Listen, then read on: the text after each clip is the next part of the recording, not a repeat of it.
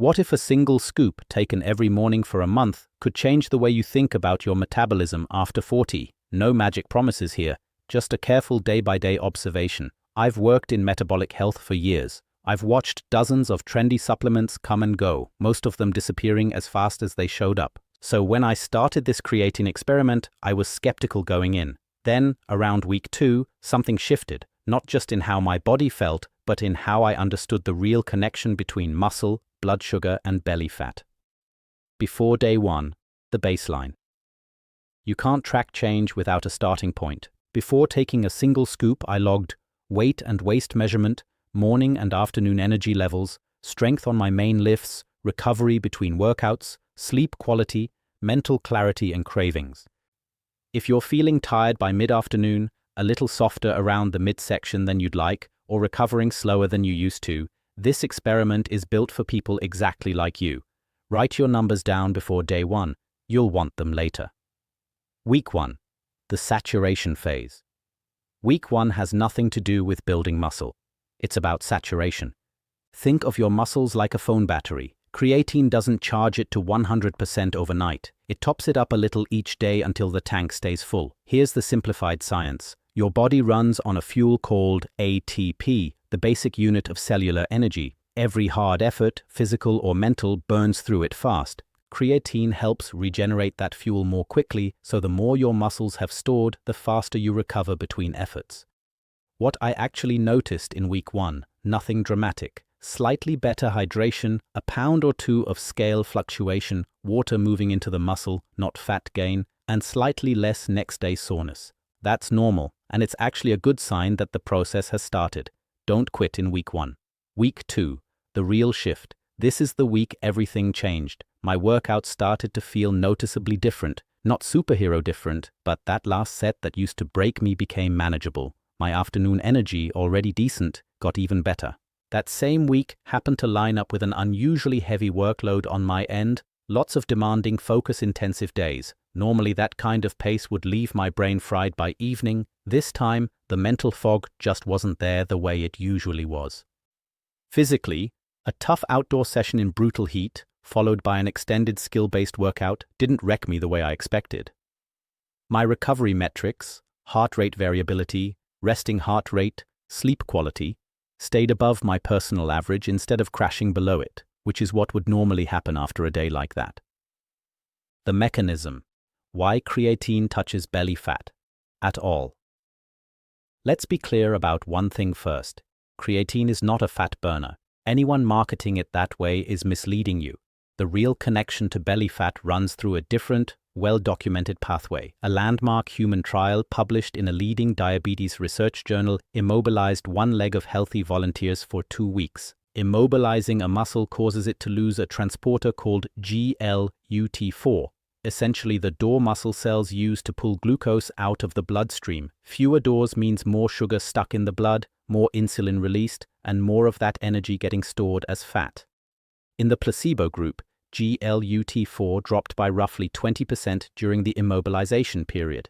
In the creatine group, it wasn't just protected. During the rehab phase that followed, GLUT4 levels rose above baseline. That's a meaningful finding. Creatine didn't just prevent the loss, it improved the muscle's glucose uptake capacity beyond where it started. More GLUT4 means your muscle pulls more sugar out of the bloodstream, which means less of it gets stored as fat, including belly fat. That's the real mechanism. Creatine doesn't torch fat directly. It upgrades the tissue that decides where your blood sugar ends up.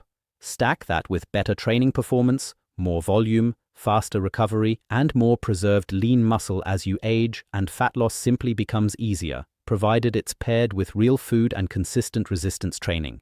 5 mistakes that ruin the experiment. 1. Buying fancy advanced blends. Plain third-party tested creatine monohydrate is the form almost all the research is based on. Multi-ingredient matrix formulas are mostly marketing. 2. Underdosing. The evidence-based range is 3.5 grams per day. A small pinch won't saturate your muscles enough to notice anything. 3. Being inconsistent. Unlike most supplements, creatine works through saturation, not stimulation. You won't feel a hit like caffeine. Skipping days drains the tank. It needs to be taken daily, including rest days. 4. Not drinking enough water. Creatine pulls water into the muscle, so give it water to work with. 5. Expecting fat loss with no other lifestyle changes. Creatine is a multiplier, not a replacement for training or nutrition. Multiply anything by 0 and you still get 0. Timing and dosing. The good news, timing barely matters. Morning, evening, with or without food, fasted or fed, consistency beats timing every time. Creatine does not break a fast, so take it whenever fits your routine. A loading phase, higher doses for the first several days, is optional and can speed up saturation, but it isn't required. A simple daily dose of 3.5 grams with no loading phase works well and is far easier to sustain long-term. How to choose a quality creatine. A short checklist before buying. It should say creatine monohydrate explicitly. It should be third-party tested for purity and contaminants. No fillers, no proprietary blends, no added sugar. Manufacturing quality matters more than label design. A simple tested product with nothing extra is the safer long-term choice for something you'll be taking daily, possibly for years. Weeks 3 and 4. Compounding gains. By week 3, nothing new was added, but the earlier gains kept building. Strength kept climbing, recovery stayed strong, and workout quality remained consistently high. That's not the supplement getting stronger. It's saturated muscles allowing training adaptations to stack on top of each other. By week 4, what stood out most was how normal everything felt. Fast recovery had simply become the baseline. Deep sleep, REM sleep, heart rate variability, resting heart rate, all trending better, while training intensity kept climbing without the usual recovery debt. There's solid research behind this pattern too. A meta-analysis covering more than 20 controlled trials in older adults found that pairing creatine with resistance training added significantly more lean muscle mass compared to training alone, roughly an extra 1.4 kilograms, or about 3 pounds, of exactly the kind of tissue that protects metabolic health with age. The real takeaway. The biggest change over these 30 days wasn't the scoop itself, it was how much easier the scoop made everything else. Diet quality still matters. Training consistency still matters. Creatine doesn't replace either one, it just removes some of the friction that usually gets in the way. Try it yourself. Don't just take my word for it, run your own 30-day version. Log your starting numbers, waist, strength, energy, recovery, mood. Take a consistent daily dose of creatine monohydrate for 30 days, no skipping, then come back and compare where you started to where you ended up.